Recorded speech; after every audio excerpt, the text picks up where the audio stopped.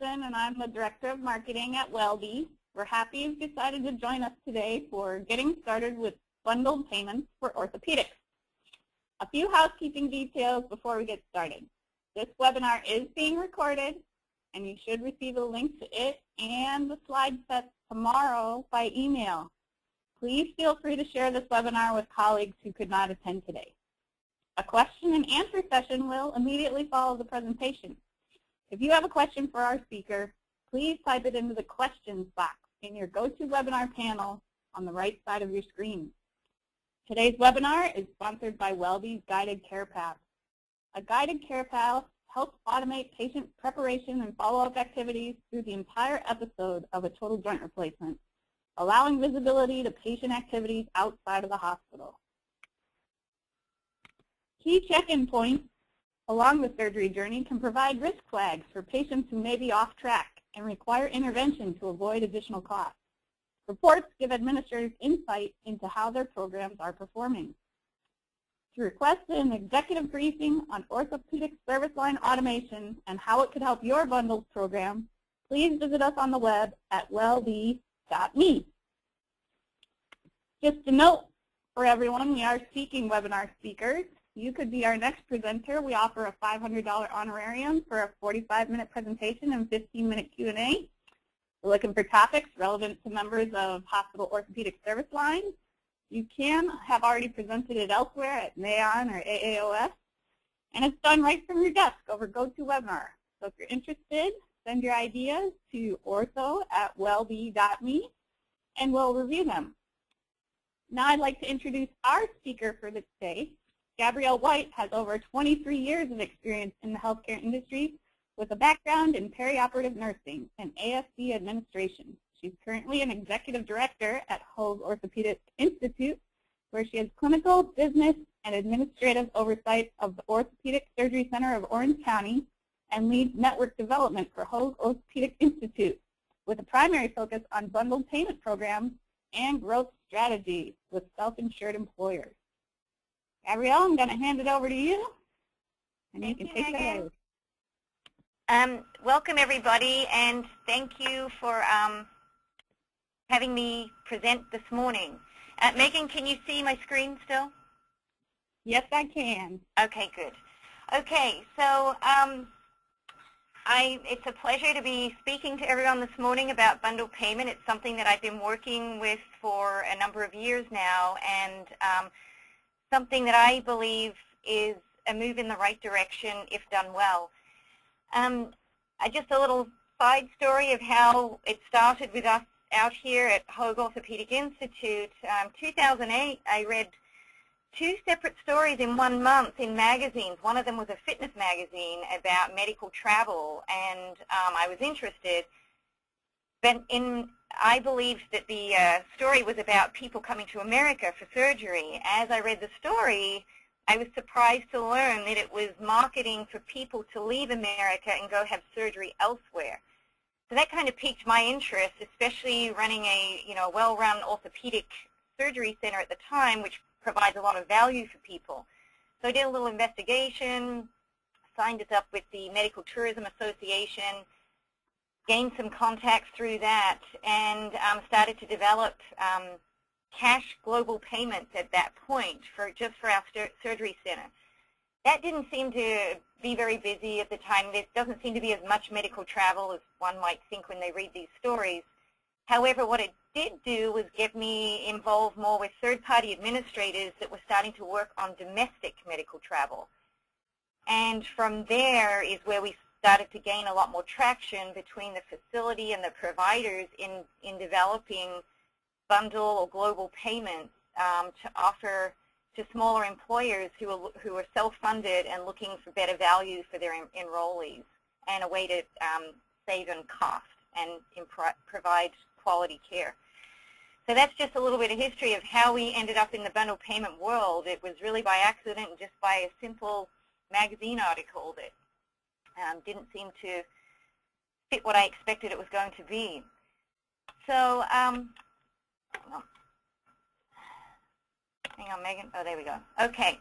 So a little bit of background about our facilities. Hoag Orthopedic Institute is a single specialty, it's an orthopedic specialty surgical hospital out in Irvine, California.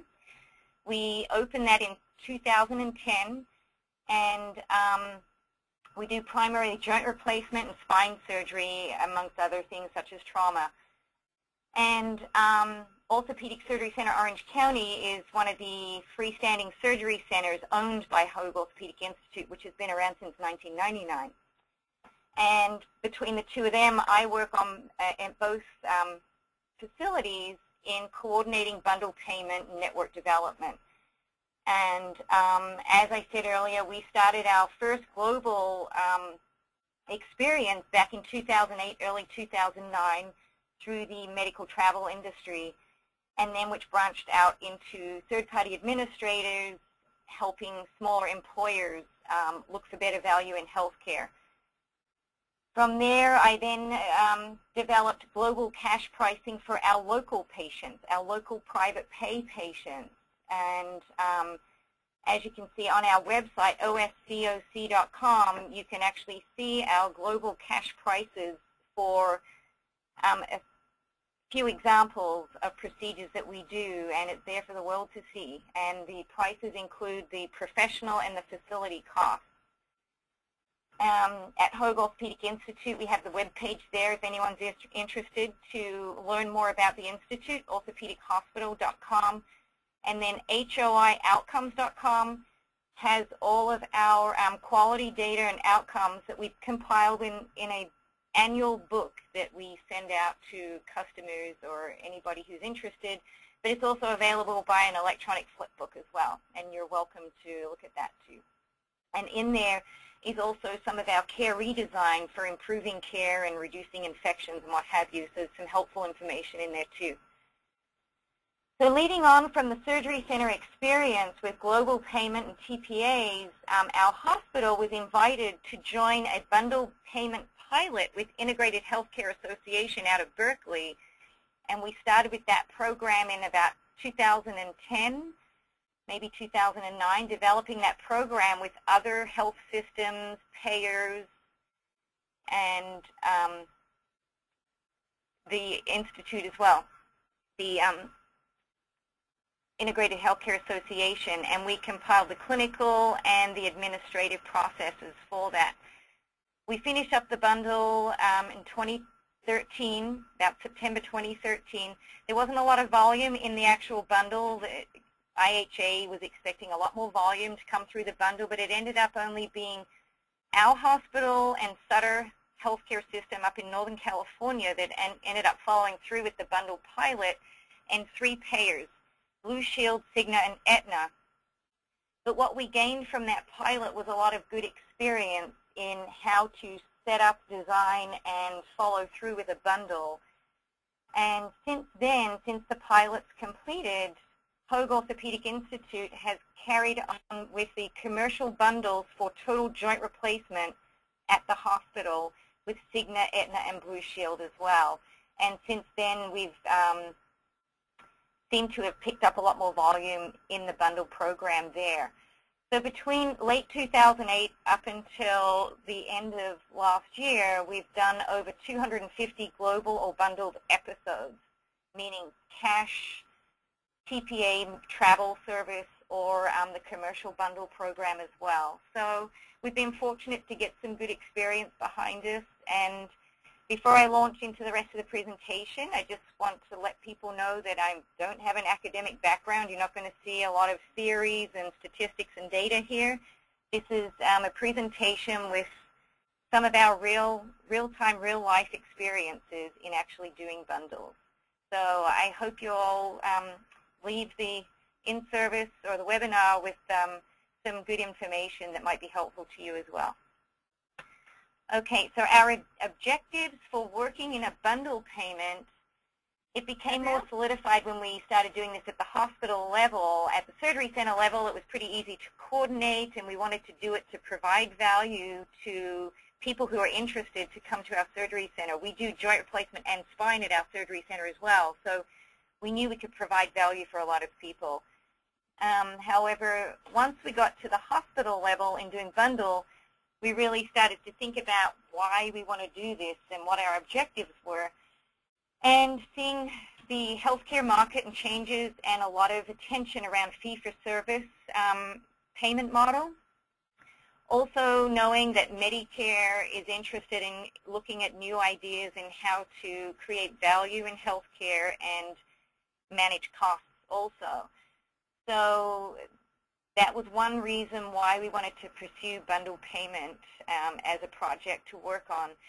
It was to help create change in the payment model, the existing payment model. Whether it goes anywhere or not, no one really knows at this point, but we do see that Medicare still has quite a lot of interest in the bundle payment model, and they have their own pilot with 4 different models to choose from right now. We did not choose to go into that pilot.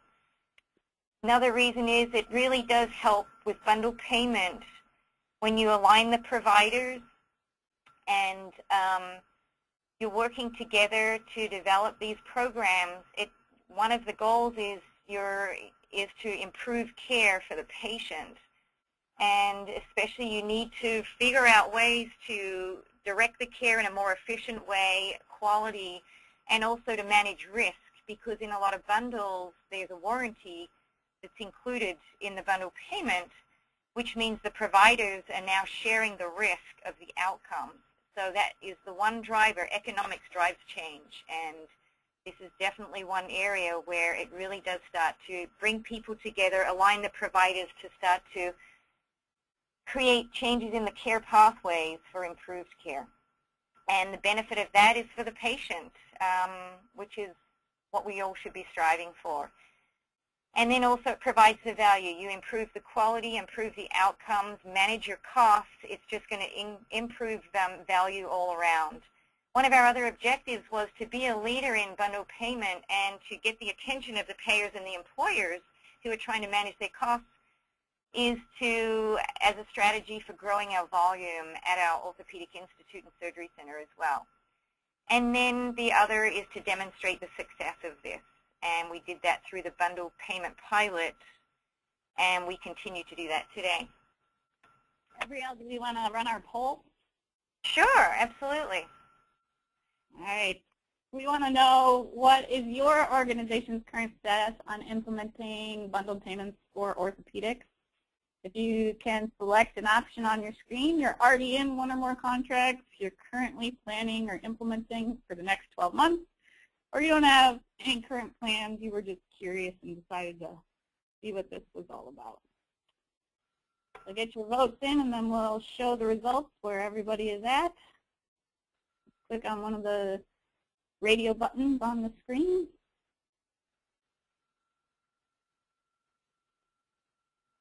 All right, I'm going to close the poll now. And so the results are 31% are already in one or more contracts, 35% are currently planning, and 33% have no current plans. So we're pretty split among the 3 options. A third, and a third. Okay, thank you. Well, that's interesting. Shall I keep going? Yes, go ahead. Okay, thank you. All right, so this here is just my definition of bundled payment or bundled episode. It's probably obvious to those who are already involved in bundle. Bundle payment is an all-inclusive price that covers the cost of a facility and professional services related to a specific procedure over a specified period of time that may or may not include a warranty. And that's pretty much it in a nice little package to explain what a bundle payment is. And I'm sure there's many other definitions out there, but that's pretty much what I go by at this point. Okay, and I can't get my page to, there we go. All right, so here's just a diagram illustrating what needs to be considered when looking at a bundle payment. That one payment for a procedure, the all-inclusive payment, has to consider the facility, all the professional services, and if there is a warranty, you need to consider risk-adjusted pricing to cover any warranty for any complications that may occur or any other additional care that may be needed as well. And that's where all the work begins. So here's an example of a bundled payment. I just chose an easy one, a total knee arthroplasty. We include the DRG, the CPT code, and the ICD diagnosis code as well. And this is an example of our bundle program today at the hospital. So the episode is from the day of admission to 90 days out from the day of admission.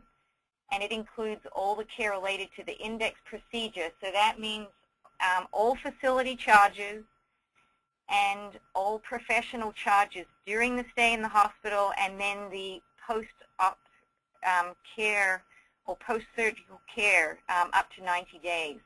What we don't include is skilled nursing facility, home health, care and procedures not related to the index procedure, the total joint, or bilateral procedures as well. And also we avoid doing, if a patient needs both knees done, we avoid doing the other knee within that 90-day period without consulting with the payer first, because it does impact the warranty. So that's kind of a very high-level description of what a bundled episode looks like. So it's pretty much just admission to discharge, post-op care up to 90 days from the day of admission. Global example, so what we found, we have so many different models right now. We have our cash bundle global, we have our travel global, and then we have our commercial bundle. We have all these different things. We had to come up with some words to differentiate them so that we could determine which programs have a warranty and which do not. So we decided to call the episodes with a warranty a bundle, and the episodes without a warranty after discharge a global payment. So it really helped us coordinate our thoughts a little better as well. So there is, in fact, a warranty in the global, but it's really just you're covering all costs incurred while the patient is in the facility. So from admit to discharge, whatever you do for the patient during that period, and whichever professional providers are treating the patient during admission to discharge is all incorporated into that global payment. So in a sense, your standard care might be surgeon anesthesia, surgeon assistant, and a hospitalist, but there may be an episode that occurs during the hospital stay where a cardiologist consult is included as well. Maybe the patient even stays an extra day beyond average length of stay or what have you. That's what I would consider a kind of warranty, that we cover all that care with the one price that we've agreed upon. So the main difference there is no warranty after discharge. For that, it goes back to a fee-for-service at that point. So here in creating a bundle program, I just kind of put a few bubbles here, about 7. Some people may have a lot more, of what to consider when putting a bundle program together. And as you can see, it can get quite extensive. On the surgery center level, when we did this and it's just global, it was a lot more basic. It's just really dealing with the facility, the surgeon, and the anesthesiologist at that point. But once you start launching into hospital bundles, there's a lot more providers involved, dealing with the insurance companies. There's a lot more to manage and a lot more to understand, and it's really helpful if the whole team understands the processes here. So as you can see, you've got to start working on your team. The team then has to start to develop the episode. Within the episode, you determine how to manage risk, and I should have put and manage cost, which is where your care redesign comes into place. You have to determine, monitor, and manage your outcome.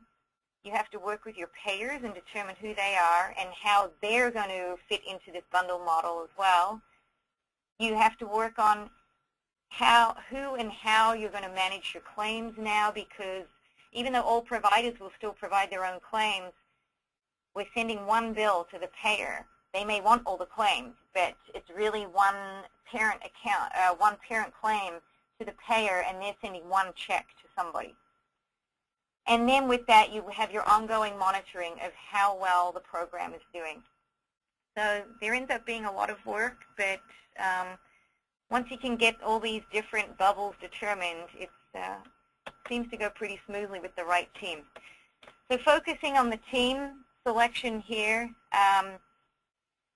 it's not just a clinical initiative, and it's not just an administrative initiative either. This is a program where you bring clinical, administrative, and any other support services, perhaps even IT, into the mix for this from the beginning to really help everyone in their different areas understand what the program is and help you determine how to execute this in the best way.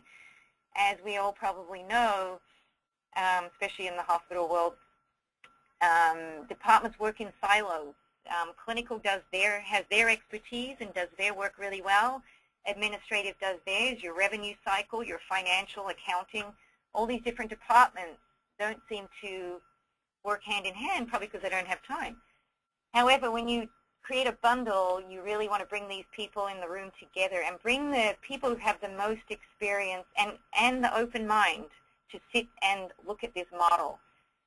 From there, you determine the roles, who's going to play which role. For example, in our bundle, I'm the lead project manager or coordinator for the bundle. So it doesn't mean I'm expert at all these things. It just means that I know enough about all the different working forces to be able to connect the dots for everybody. And then I leave it to people in their roles with their expertise to really help us move this along.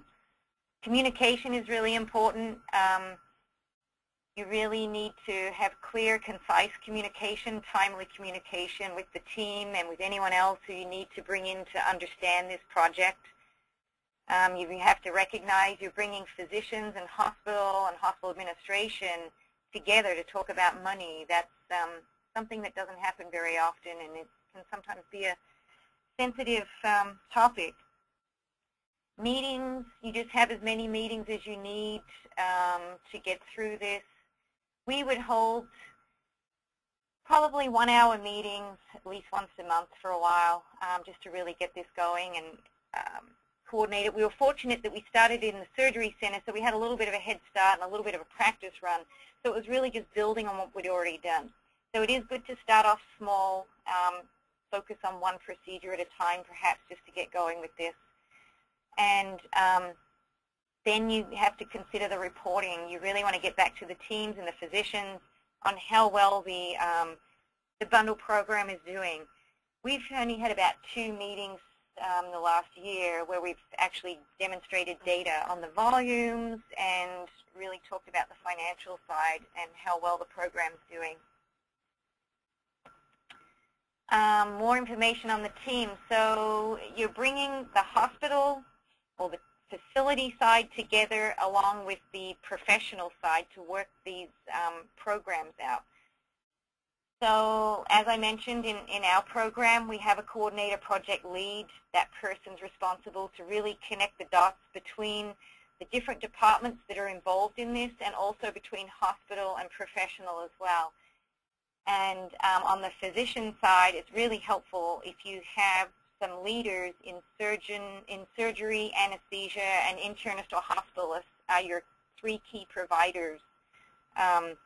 And you want to find people who are enthusiastic, who understand this, and who also have respect within their own communities, medical communities, so people will trust this change that we're introducing, because it is a big change for some people. So you really have to select the team carefully here. It's good to involve nursing at this point as well. They bring in some good information. I have a nursing background, so I kind of wear the hat of understanding things from the clinical, perioperative, pre-admission perspective as well as administrative. So if you have someone like that, that's very helpful also.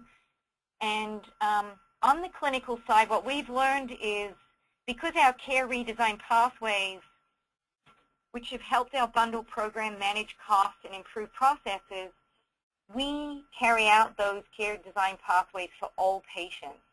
So when it comes to a bundle patient, it doesn't really make a difference to people on the front line if it's a bundle patient or a regular commercial or a Medicare or a charity case, because our patients are all treated the same regardless. It's up to us to put these programs and care redesign in place to improve the quality and manage costs, and then implement it for all patients. So really on the frontline staff, it's not that you don't need to tell them that it's a bundle, but it shouldn't make a difference to them whether it's a bundle or not, because the patient's going to get the care they need. On the administration side for the hospital, you really want to have someone who's expert at contracting involved, and in revenue cycle. In our situation, under revenue cycle, that also includes that person also has a great understanding of benefits, and then we have a registration person, because once we identify a bundle, we have to change the payer information in the patient's face sheet. So that alerts everyone, all the professionals, they get the correct payer information. They're not sending the bill to the commercial payer now, they're sending the bill elsewhere to a TPA that we have that will pay them.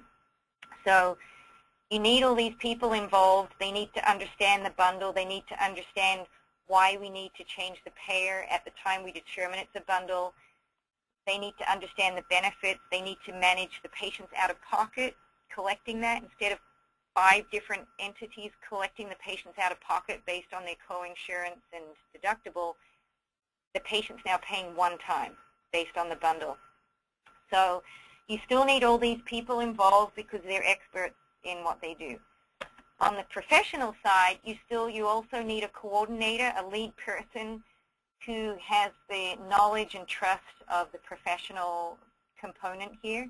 And they're also the liaison with the hospital coordinator. You need an MD office lead. Our MD office lead is from one of our bigger surgeons' offices. She has great knowledge on revenue cycle, contracting, benefits, and then she works with patient coordinator, who are the people at the front line in the surgeon's office. Once the patient is a candidate for a bundle, they're the ones who actually have the role of explaining this to the patients. We also have paperwork that we give to the patients, a letter explaining what the bundle is and why we're doing this. But you still need the professional side. Is very important in these team meetings. You don't necessarily need a representative from anesthesia and the internist and other professionals if they feel comfortable working with the MD office lead or the coordinator for the professional side. So I rely on the person who's our coordinator on the professional side. I rely on her to work with anesthesia and the internist with their billing, any questions, any delays in billing, if they sent a double claim to the payer when they'd already been paid in the bundle, all those different things that can occur. She has the role of dealing with that, and then she brings it back to the whole team, and we discuss that as a group. Sometimes we find that one of the professionals did incorrectly bill, but it was because someone on the hospital side didn't follow through on their role as well. So this is just to demonstrate why it's important to have a pretty robust team that's pretty diverse as well, and covers the facility and professional, clinical and administrative. We can't forget the patient. We don't have patients in our meetings and joining in, which maybe is not a bad idea. But when we consider our team, we have to consider the patient as well. That's really important. They need to understand, what are we doing, why are we doing it, how does this work, and we need to have them understand when the bundle starts, when it finishes. So communication with the patients is key. They need to have access to someone who knows what they're talking about as well, and just good written documentation or information for them to refer to as well. So that comes down to education for the patients. The episode. So this is the team's job, whether, on the clinical and administrative side, the team's job is to develop the episode and then be able to pass that information on to those who are able to participate in a bundle program. So one of the first things you want to consider is, what procedures do you want to put into a bundle program? And I highly recommend you choose only procedures that are predictable. Joint replacement is predictable. Knee arthroscopy is predictable. Non-instrumented spine surgeries can be predictable. So just focus on procedures that are predictable, easy to manage, where you have a fairly good understanding of the outcomes. It's best to choose high-volume procedures as well, because not only is that where your expertise is going to be, but also that's what's more appealing to the payers as well. There's no use offering a great bundle, but you only do 50 of them a year. You really need to look at procedures where you've got high volume. When you choose this, you also need to decide, you need to understand, you should know what the costs are for these procedures, not just on the facility side, but you also want to consider on the professional side, and you want to have your known outcomes. What's expected in this particular procedure? What is this benchmark for infections and average length of stay, all those different outcomes. And that's where your clinical people, but also the clinical side can help determine that, but you still lean on the administrative side to have the data to bring to you and to help you make decisions. In the episode, you want to outline what you're comfortable, what's included in the bundle.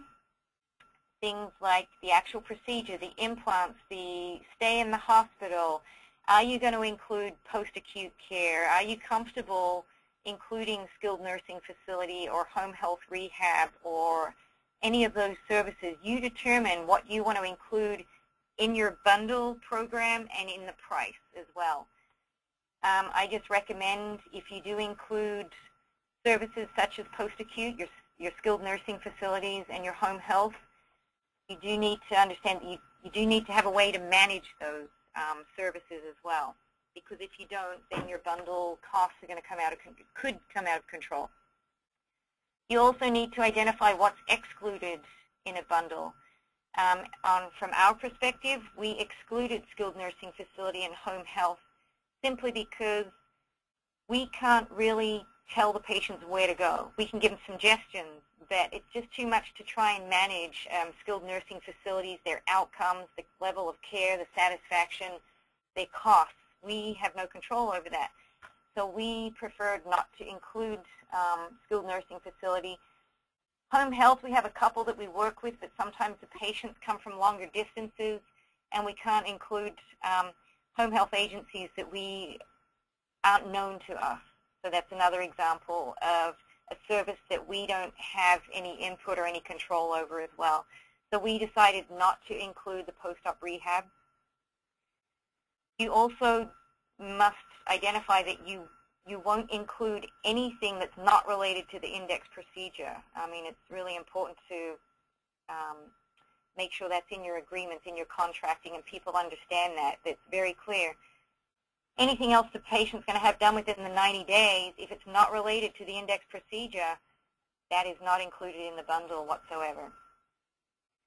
The team also needs to determine the timeline. Some people might be comfortable including pre-op services for the first 10 days before surgery. Some people may not. We chose not to do the pre-op services. We start our bundles on the day of admission because on the pre-op side, it's unpredictable what patients need, who they go to, and when you've got one payment, one bundle payment, who are these patients going to that we need to reimburse? It's just too much to manage, so we decided not to include pre-op testing or pre-op services. And the timeline, you can decide to do just the global episode, admission to discharge, or you may do admission to 30 days out, 60, 90, you may do 180 days. That's up to the facility and the professional as individual groups to decide what they would like to include in their timeline, and that's where warranty. So with the warranty, that's where you also decide what's included and excluded in the warranty as well. And Gabrielle? Yeah. We had a quick question from the audience. Does Hoag own the anesthesiologists and internists or hospitalists? No, they're all private practice. They have contracts with them. They are paid by the hospital for certain services, but they are private practice. All right, I just wanted to know because they found that's something that makes it hard to keep their costs in line, are these outside anesthesiologists and internists if they're not on staff. Well, we're fortunate we have one group that is the hospitalist group. There's about 20 of them, maybe more now. And then we have our anesthesia group, which there's about 45 of them service Hoag Hospital and Hoag Orthopedic Institute and our surgery center. And it's very easy to work in a collaborative way with them. So they have their own billing. They're not employees at all. That we only have those two groups. And you would think, okay, so you don't have any choices. But we work very collaboratively with these groups under their contracts. And they also see the value in looking at doing a new model. They also understand Hoag is very interested in looking at different things, Hoag Orthopedic Institute and Hoag Hospital.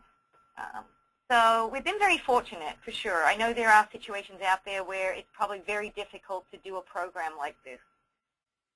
And it really just comes down to leadership and getting the right people in the room and having them feel included in this as well. That's part of what helps. Does that help? Yeah, thanks. Okay. All right. So managing risk. Within your episode, you really need to consider, if you're going to do, whether it's a global, where you're responsible for all costs incurred during admission to discharge, no matter what happens, or you are responsible from day of admission to 90 days out, which is our situation. One of the things you need to do is manage the risk within these programs. One of the important things is patient selection. And this starts at the doctor's office. So this is where education comes into play. In the very beginning, when we started our bundle, I took on the role of actually any patients that were proposed for a bundle based on their procedure, the physician involved, and the payer. I took on the role for a while of actually looking over the patient's health history before we would say, go get authorized for a bundle, this one works. Because we had to really, hand carry this process for a while. And what we've determined is, first of all, patient selection for safe surgery. That's key for the patient, for them to have best outcomes and lower their risk. But then you're looking at their health status to help manage that risk and for safe outcomes. So a BMI less than 38, anything of 38 and above is not in the bundle. It's regular fee-for-service. And most of our surgeons try to encourage patients to get down to a 37 before even considering having elective surgery. And most of them do it. They really work hard at that. And then the Anesthesia Society has their rating for patients' health status. So initially we started off in the pilot, the ASA 1 to 2, which is ASA 1 is regular healthy patient. ASA 2 is a patient who has systemic disease that's controlled. For instance, diabetes that's well controlled, hypertension that's well controlled. So those patients were admitted into the bundle. We've now extended, we've kind of pushed it up to an ASA 3 now. We're comfortable enough in our bundle and managing risk that as long as the patients live within our county, within our locale, the doctors are comfortable taking on an ASA 3, which is a patient who's not quite as healthy. They've got their hypertension that's being managed with meds, but it's not quite as well managed as we would like. So it's knowing the patient's medical history, and those are the things. We've got the surgeons are pretty good now. We only have a handful of surgeons in the program, about 6 surgeons who do the bundles out of about 40 surgeons that take care of orthopedic procedures. We only have about, I think, 10 that do joint replacement. So out of that 10, 6 of them are qualified to do the bundle program. And they're doing a great job at managing the patient's health history and determining who fits into the bundle program. But you really need to have patient selection to help manage risk. If you don't want to go through that process and you just want to take all comers, you just need to price your bundle for risk a little differently and know your data as well to determine that. Another way to manage your risk is to determine which providers are going to be in the bundle. You may not have a choice with the hospitalist or the anesthesia, but most important is selecting the right surgeons to participate in the bundle. And how we work around this is we had our surgeons develop the quality metrics and the benchmarks of what physicians had to fall into to be a part of a bundle, and that's to help elevate the level of care and the outcomes and to help manage the risk. And it's actually helped even beyond the bundle as well.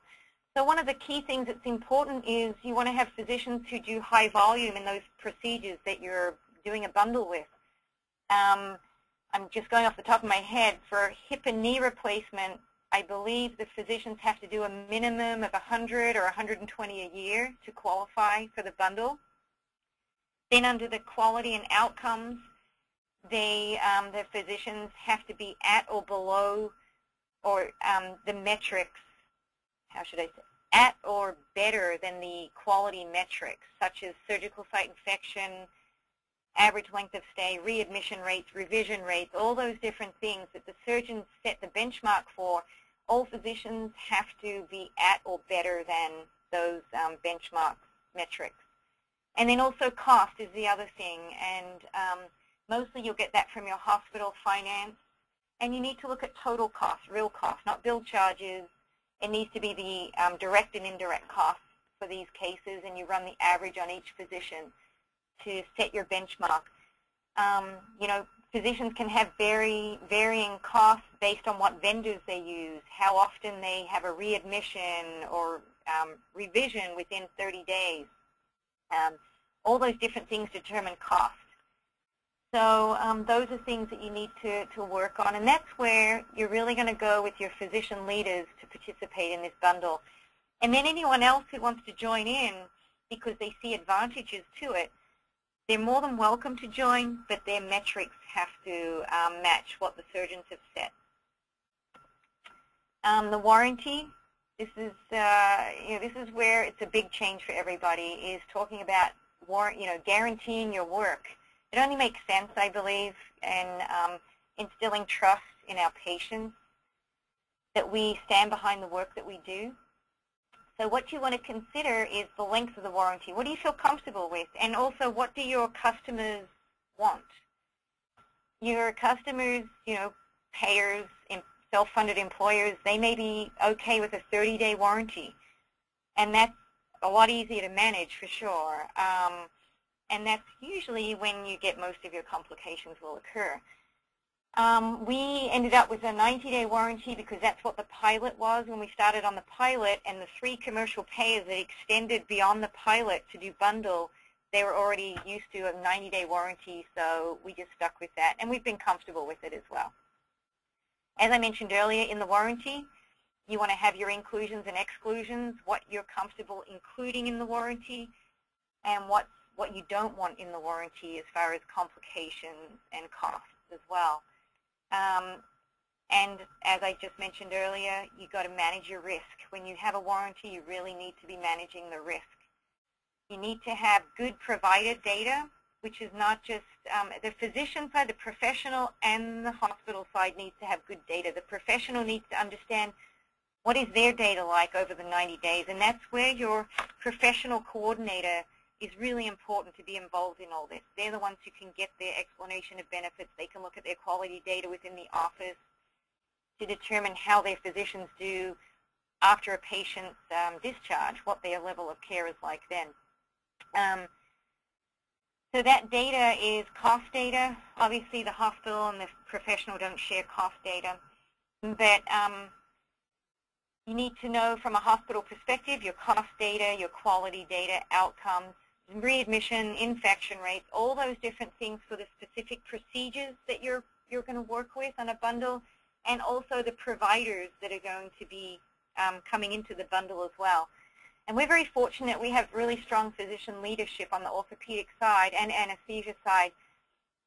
And any physicians who fall out of the benchmarks, we have physicians who have discussions with the doctors and help them get back to where they're supposed to be, or tell them that once they get back to where they're supposed to be, we can't include them in bundles for a while as well. And we have done that too.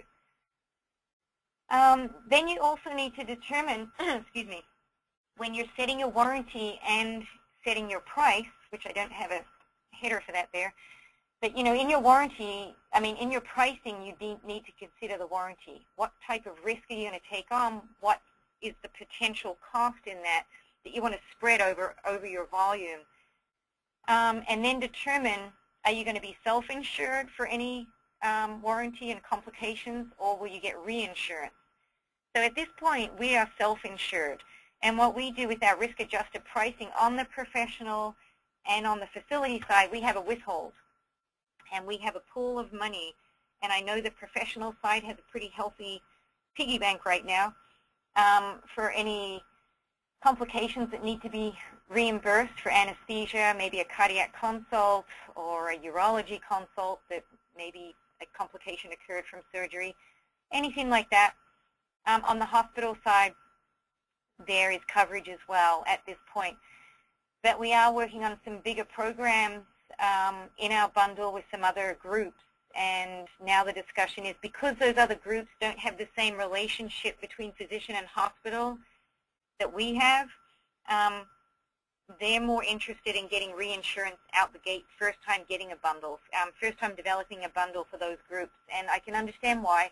If they have a different working relationship with their hospitals, you want to explore reinsurance for that. And that's something we'll be introducing into our groups as well at some point.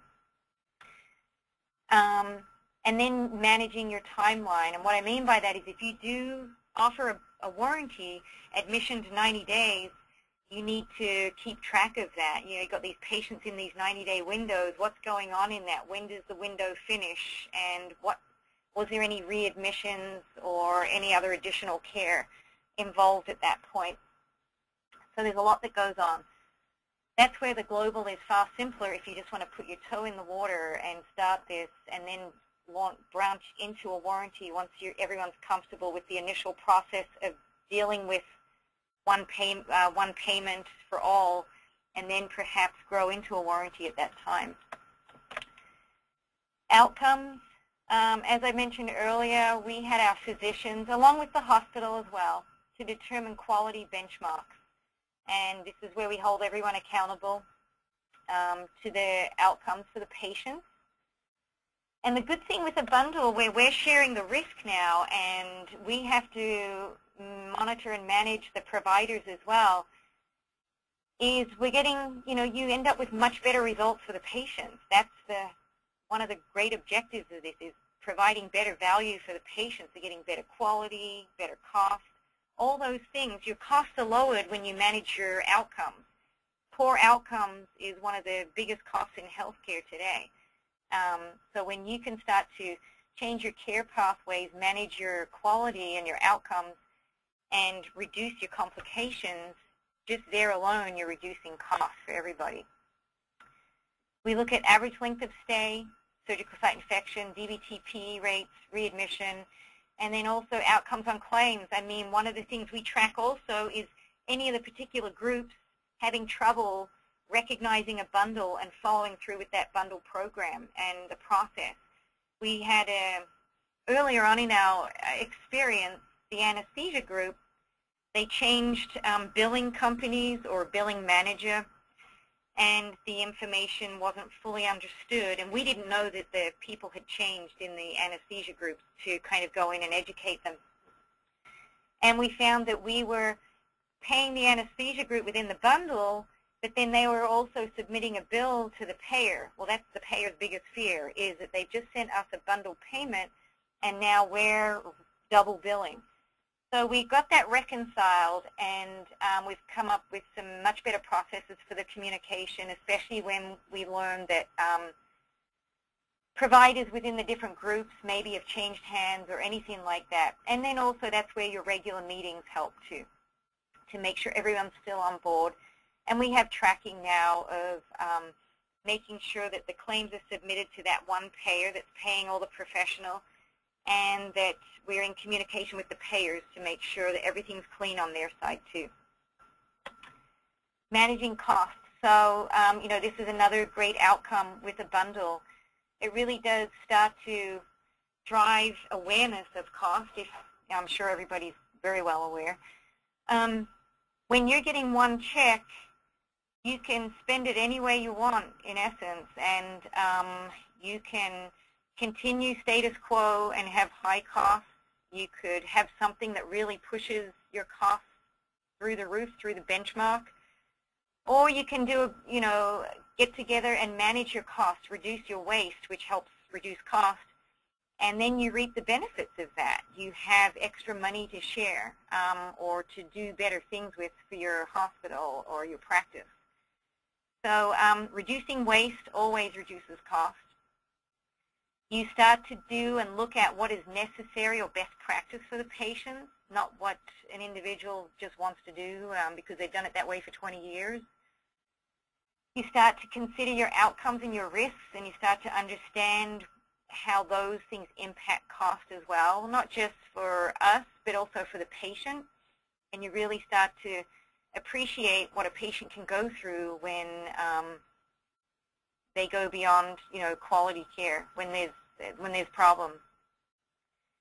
Managing costs, you also need to know your cost data per provider, as I mentioned earlier. It's great when the physician group can know what their costs are per provider. Anesthesia, well, they don't usually have a lot of cost, but in the hospital we can manage what the anesthesiologist is costing us to deliver care. And, there's processes we've changed to improve there as well. Managing costs another way, standardizing delivery of care, standardizing pre-admission screening so everyone's on the same page, standardizing when you use blood products, transfusions, all those different things not only improve care, make it easier to manage patient care, but it helps manage your cost as well, and that really helps a lot. Working with the vendors, this has always been a struggle for hospitals when the vendors align with the physicians. When you've got special products, your implants or any other special supplies that they like to use. We've been very fortunate at our hospital because the physicians own 49% of the hospital. They work with us and the vendors to get better pricing. Only the surgeons know what's fluff and what's reality when it comes to special techniques or new technologies. Only they really know when the vendor has something that's legitimately worth more money or when it's not. And we've been very fortunate to get our implant pricing down and also get the orthopedic joint surgeons to comply with predominantly 2, maybe 3 vendors now. Still working on the spine. I think we've got way too many vendors there, but that's another kettle of fish. And then towards the end, the outcome of all of this work is the potential for shared savings. I am aware that Medicare has clauses or approvals for gain sharing amongst providers when there is savings within an enterprise for bundle payment. I think that's something that each individual is going to have to speak with their legal counsel about to understand how they can do this appropriately. But it certainly is an incentive. But what people need to recognize is cutting the level of care doesn't necessarily mean cutting costs. So there was about 2 years ago, I read a comment from someone who was against bundle payment saying all this is going to do is encourage people, providers, to provide less care to save money.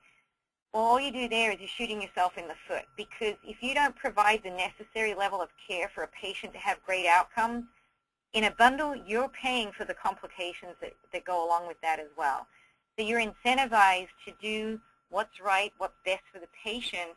You're just incentivized to remove all the waste, that's all, and really think about what you're doing when you treat your patients. So yeah, there is no incentive to cut out care that's necessary for a patient. You'll only end up paying for it in the end. Payers, so the payers we have dealt with, we have commercial bundles. We are working with employers as well on programs, mostly in the surgery center on our global. We get a lot of business from employers from out of state, different areas. And then we have our private pay global, which, as I mentioned, on our surgery center website, you can see our global cash pricing for a list of procedures there. and it also outlines what's included in the price. So they're the three payers that I can think of that I'm familiar with working with in a global or a bundle. Also with the payers, you need to understand what do they want. Well, I think one of the obvious things is they don't want to pay as much. But that's not realistic sometimes. I mean, doing a bundle doesn't mean you have to charge less for what you do. Maybe doing a bundle, you might even just add a little bit more, add a percentage to cover the risk of doing these procedures as well. But really, the savings for them should be in you carrying the warranty, you carrying the complications, and managing the costs and the waste as well. So they do, that's one of my discussions with the payers is, no, we can't give you a 10% reduction in what we're doing. You know, we foresee that your cost reduction comes with us taking on the complications ourselves and managing that ourselves and being responsible for it. And also, being in a bundle, they're not being billed for all these incremental services as well. So they should experience cost savings right there also. Hello? We're running up against the top of the hour. We got about 5 minutes. So. You're kidding. I've been talking way too much. Okay. All right. Let me zip through this. Okay. So it's pretty obvious here. You need to understand what a payer's concerns and roadblocks, and then also help them understand how they benefit, which I just explained. So here's just a diagram I put together this morning of what today it looks like when submitting a claim. Everything's in a silo right now. In a bundle, this is kind of what our world looks like now. We're more involved with the payer, the professional, and the hospital together. Claims, you want to align all your providers to come together and trust in managing this one check. You all need to understand pricing. I get the professional global price. I don't know what each individual professional gets paid. All I get is what the lump sum is that all the professional services want out of the bundle that we put together. You want to know your data, who's going to manage the claims, who's going to manage the payments. You have to contract with those individual provider groups as well of whoever's writing the check to them. Keep a risk pool and understand the process. Claims also determine, you know, you need to be identifying these bundles pre-surgery, what goes on post-surgery in the episode. It's one claim goes to the payer, one check comes out of the payer, the commercial payer. You got to coordinate that and understand their concerns, which mostly is double billing.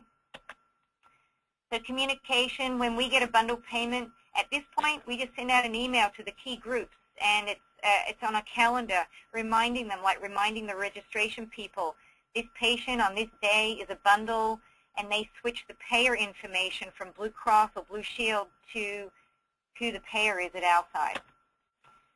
So communication with the patients, providers, you need to understand the episode start to finish during any patient delivery of care, and then you need to recognize the outliers.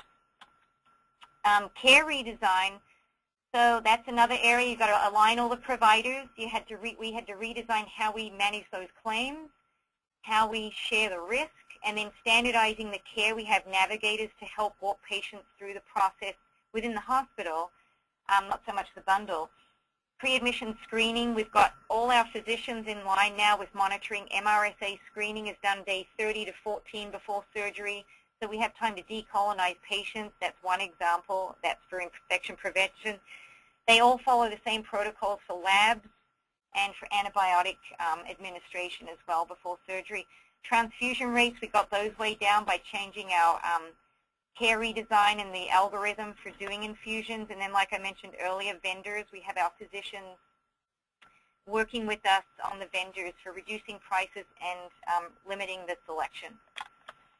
Provider contracting, there's facility, the surgeon plus their assistant, anesthesia, and then other, your hospitalist, radiologist, pathologist, cardiologist, all the other, they're all professional services that in our world bill for themselves, and that needs to be managed in the bundle. So the benefits of all this is improving quality and outcomes. We're reducing our costs by managing all of that, managing complications, and also improving our care pathways. Changing from a fee-for-service, that's a benefit for patients and payers, and maybe for us as well. And the payers and employers, it's a good thing to market. They want solutions and change. They want predictability, and that's what a bundle is. You know the price before surgery. We're reducing their costs, and we're sharing the risk. Early roadblocks, I've just got the list here. It's probably obvious for many people. Communication is one. Working with the payers, working with the providers to trust this change and understand it, and just to get them to just give it a try. Knowing all your data and outcomes and cost, that's something you really need to have good people who can get that data for you. All the process changes, all those things there that I've mentioned, they're early roadblocks that you just slowly have to work through. And that's where your team is important. Monitoring success. So we have Revenue Cycle sends me a monthly report to myself and my CEO. Performance improvement, we meet monthly at the hospital to go over data, not just for the bundle, but for all our patients. And then peer review, meaning when a physician falls outside of our benchmarks, a peer goes to that physician to work with them. Getting started is pretty much just going over what I've gone through, and obviously I spoke too much on a lot of it. So getting started, you could start off with global cash. You could do a commercial global without a warranty, or you can do the bundle. You can go to your employers to see what they'd be interested in. Consider offering a pilot first. We're going to start that with a large employer in California. They're interested. They're so big, but they're interested to do a pilot, and start small.